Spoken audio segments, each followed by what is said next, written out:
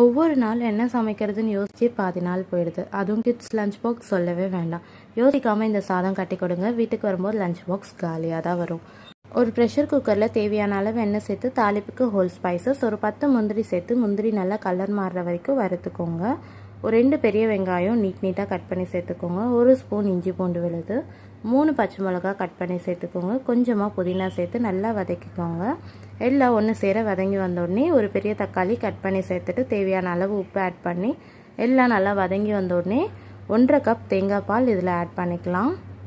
தேங்காய் பால் நல்லா கொதித்து வந்தோடனே ஆல்ரெடி ஊற வச்சுருந்த பாஸ்மதி ரைஸ் இதில் சேர்த்து லிட் க்ளோஸ் பண்ணி 2 விசில் விட்டுக்கலாம். ப்ரெஷர் ஃபுல்லாக இறங்கினதும் நம்ம லிட் ஓப்பன் பண்ணி பார்த்தா டேஸ்டியான தேங்காய் பால் சாதம் ரெடி. மறக்காமல் ட்ரை பண்ணி பாருங்கள்.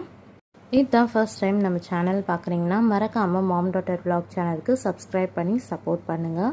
அண்ட் தேங்க்யூ ஃபார் வாட்சிங் திஸ் வீடியோ.